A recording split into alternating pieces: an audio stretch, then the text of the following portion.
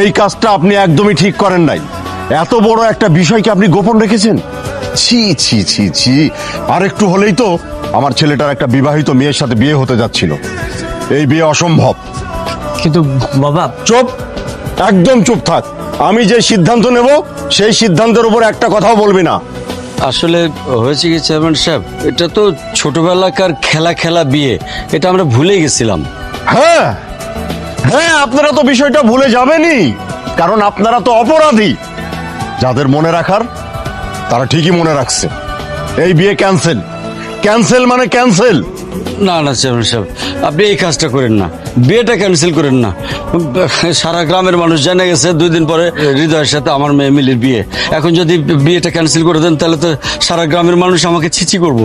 জি, আর আমার ছেলের সাথে যদি একটা বিবাহিত মেয়ের বিয়ে হয় তাহলে গ্রামের লোকজন আমাকে দেখলে তো সিসি করবে। আপনারা ভাবলেন কি করে ভাবলেন এই রাজ্জাক চেয়ারম্যানের একমাত্র ছেলের সাথে একটা বিবাহিত মেয়ের বিয়ে হবে? ভাগ্যিস বিয়ের আগে সবকিছু জানতে পেরেছি, তা না হলে তো আমার মান সম্মান সবকিছু মাটির সাথে মিশে যেত। এই চল চল, বসে আছিস কেন? চেয়ারম্যান সাহেব, বললাম তো হবে না।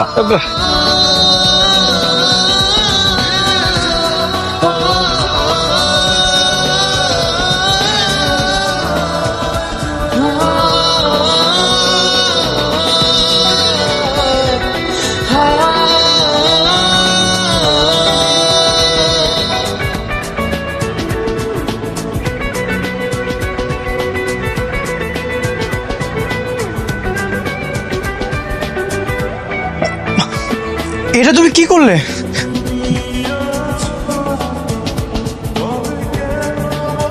তুমি জানো এটাতে আমাদের কত ইমোশন জড়িয়ে আছে? তুমি এটা কেন ছুঁড়ে ফেলে দিলে? বেশ করেছি। তুমি জানো এই ঘোড়াটা কার? জানার কোনো প্রয়োজন মনে করতেছি না। এই ঘোড়াটা তো তোমার, তুমি আমাকে দিয়েছিলে। যেদিন আমি লাস্ট ঢাকা চলে যাই সেদিন তুমি আমাকে এটা দিয়ে বলেছিলে ওর নাম হলো রবিনহুড, তুমি বড় হয়ে এটাতে চেপে আমাকে নিতে আসবে। দেখো, আমার কিন্তু এসব একদম ভালো লাগছে না। আচ্ছা, তোমার বিয়ে ভেঙে গেছে এই জন্যই তোমার মন খারাপ, তাই তো? বিয়ে তো আর এমনি এমনি ভাঙেনি, বিয়ে তুমি ভেঙেছো, তোমার জন্য বিয়ে ভেঙেছে।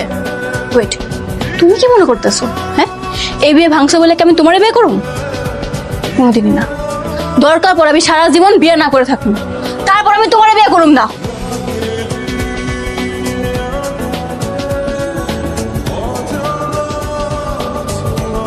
কি রবিনহুড, তোর ম্যাডাম তো রাগ করলো রে। এখন কি করবো বলতো? আমার মনকে হ্যাপি করব নাকি তোর ম্যাডামের মনকে? আচ্ছা চল তো গিয়ে দেখি।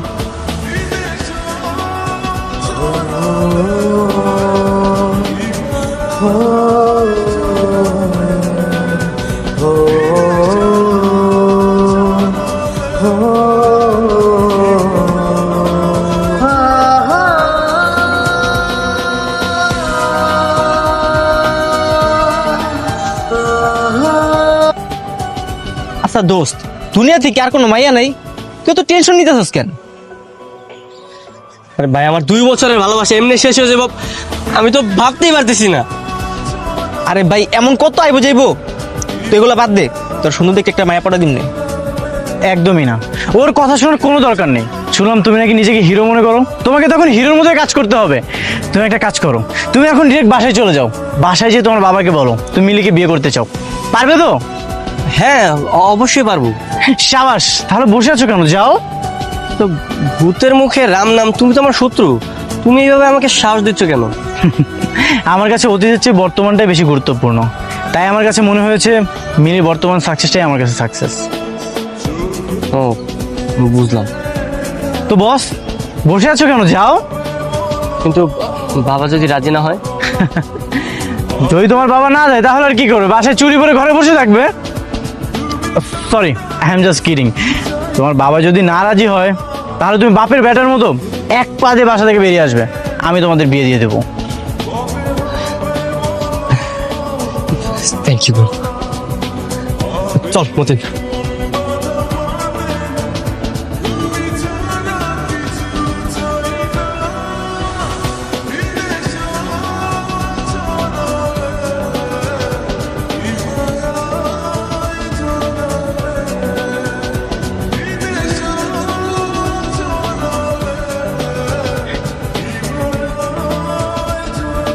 মন খারাপ? তোমার জন্য একটা গুড নিউজ আছে। হৃদয় চিঠি লিখে পাঠিয়েছে। আচ্ছা, আমি তোমাকে পড়ে শোনাচ্ছি। প্রিয় মিলি, আমি জানি তুমি আমার উপর রাগ করেছো। আমি বাবাকে আমাদের বিয়ের ব্যাপারটা বলেছি। বাবা খুব দ্রুত আমাদের বিয়েটা দিয়ে দিবে। তুমি একদমই মন খারাপ করে থেকো না। ইদি হৃদয়, তোমার মনের হৃদয়। হৃদয় কি সত্যি এগুলো লিখেছে? হ্যাঁ সত্যি। এই খুশিতে এই নাও, তুমি আইসক্রিম খাও। আবার আইসক্রিম? হ্যাঁ খাও।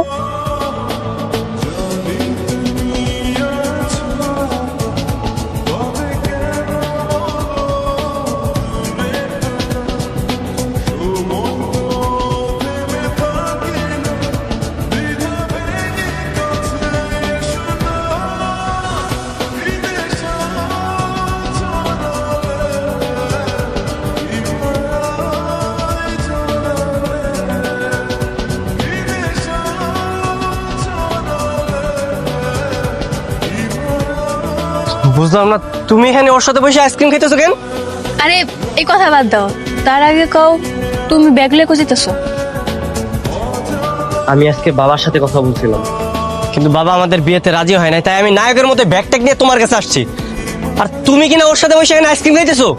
তুমি কি আইসক্রিম লে পড়ে রইছো? আচ্ছা ঠিক আছে, এটা ফালাই দিলাম, হইছে? এই আইসক্রিম ফালাই কি হবে? আইসক্রিমই তো একটা ফ্যাক্ট। আমাদের জীবনের এরকম একটা গুরুত্বপূর্ণ মোমেন্টে তুমি কই কান্নাকাটি করবা না করে তুমি শত্রুর সাথে বসে আইসক্রিম খাইতেছো না? তুমি কিন্তু বেশি বেশি করতেছো। আমি বেশি বেশি করতেছি, আমি বেশি বেশি করতেছি, তাই না? আমি তোমার বিয়ে করবো না, থাকো। হৃদয়, হৃদয় কথাটা শোনো। হৃদয়, হৃদয়, সবকিছু তোমার জন্য হয়েছে। তুমি ইচ্ছা করে এমন করছো, তাই না? যে এইগুলা দেখাও রেখে যায়। আমি আবার কি করলাম? আর তুমিও দেখি ওর সাথে রেগে গেলে। আজকের পর থেকে তোমার আবার কোনো কথা নেই। মিলি শোনো,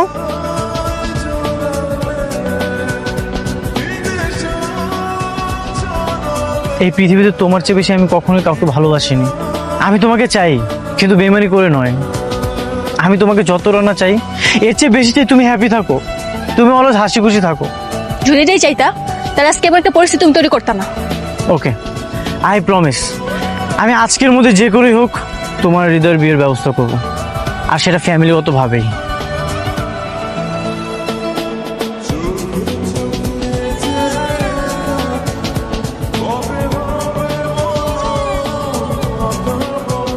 তুই একদম চিন্তা করিস না, আমি 1 মাসের মধ্যে তোর বিয়ে দেওয়ার ব্যবস্থা করব। আরে এই এলাকায় কি ওই মিলি ছাড়ার ভালো মেয়ে নেই? অনেক ভালো ভালো মেয়ে আছে। হ্যাঁ বাবা, ঠিক আছে, তোমার যেটা ভালো মনে হয় তুমি সেটাই করো। না না, এটা কি হিরোর মতো কোনো কথা? এভাবে হেরে যাওয়া তো হিরোর মতো কোনো লক্ষণ নয়। তুমি তুমি আবার কোন সাহসে এখানে এসেছো? আঙ্কেল টেক ইট ইজি, আমি আপনার সাথে একটা ইম্পর্টেন্ট কথা বলার জন্য এসেছি। কি কথা? কথা মানে আমি আপনার কাছে হাত জোড় করে রিকোয়েস্ট করছি, আপনি হৃদয়ের মিলির বিয়েটা দিয়ে দিন। কখনোই না। তুমি কি করে ভাবলে তোমার বিবাহিত স্ত্রীর সঙ্গে আমি আমার একমাত্র ছেলের বিয়ে দেব? আরে আঙ্কেল কি যে বলেন না, আমার যে বিয়ে হয়েছে সেটা তো আমারই মনে নেই। আমি তো শুধুমাত্র এতদিন মজা করেছি। কি সত্যি তুমি মজা করেছো? হ্যাঁ। ঠিক আছে, বুঝলাম তুমি মজা করেছো, কিন্তু ভবিষ্যতে তুমি আবার এসে মিলি তোমার বউ এই কথা বলে যে দাবি করবে না, এটার কি গ্যারান্টি আছে? আমি নিজে গ্যারান্টি আমি আর কখনোই এই গ্রামে আসবো না, এমনকি মিলির ফ্যামিলির কাছেও যাব না। আমাদের যে বিয়ের ব্যাপারটা, এটা আমি কখনোই কাউকে কিছু বলবো না।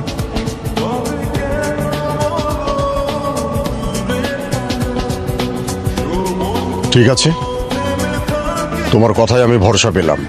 আঙ্কেল আমার আরেকটা রিকোয়েস্ট আছে। বলো কি রিকোয়েস্ট? শুভ কাজে তো দেরি করতে হয় না, আপনি হৃদয়ের মিলির বিয়েটা আগামীকালই দিয়ে দিন। হ্যাঁ বাবা, ও ঠিকই বলছো, অনুষ্ঠান পরে হবে, বা আগে বিয়ের কাজটা সেরে ফেলি। ঠিক আছে, আমি বিয়ের ব্যবস্থা করছি, কিন্তু একটা শর্ত আছে। তোমাকে এই এলাকা ছেড়ে দ্রুত ঢাকায় চলে যেতে হবে। জি আঙ্কেল, আমি আগামীকালই ঢাকাতে চলে যাব। ঠিক আছে।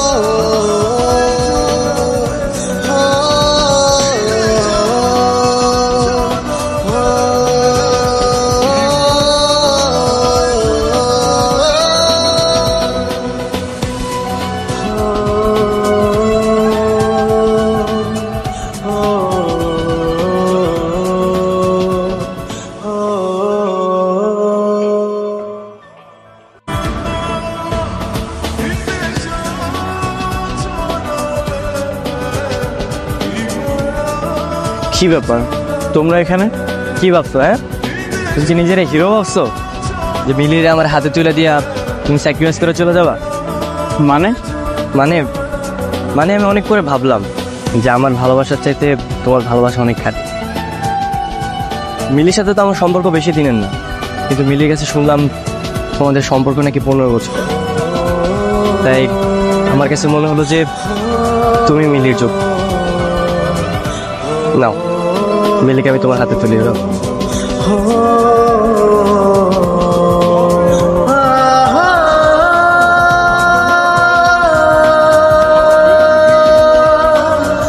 তুমি সত্যি আমার সাথে যাবে? কিন্তু কেন? গতকাল আমি তোমার রুমে গিয়েছিলাম, তারপর টেবিলে রাখা তোমার ডায়েরি আমি পুরো পড়েছি। শুধু তাই নয়, আমাদের ছোটকালের ভালোবাসার স্মৃতিগুলো সব নিজের হাতে দেখেছি। একটা মানুষ দূর থেকে আমাকে এতটা ভালোবাসতে পেরেছে, আমাকে নিয়ে কতটা স্বপ্ন দেখেছে, আর আমি যদি সেই স্বপ্নের রানী না হতে পারি, এটাই তো হবে আমার জীবনের সব থেকে বড় ভুল। আমি তোমাকে হারাতে চাই না, আমি তোমার সাথে সারা জীবন থাকতে চাই। রাখবে তো? অবশ্যই রাখবো। আচ্ছা সব তো বুঝলাম, কিন্তু ওই পাগলের কি হবে? আজ বিয়ে পড়ানোর আগে আমি ওর কাছে সবকিছু শেয়ার করেছি। ও নিজেই তো আবেগে আপ্লুত হয়ে তোমার কাছে তুলে দিয়ে গেল। তাহলে ও কি দেবদাস হয়ে থাকবে? আরে ও কি আমাকে তোমার মতো ভালোবেসেছে নাকি? ও দেখবা দুদিনের মধ্যে ঠিকই একটা নতুন মেয়ে পটিয়ে ফেলবে। চলো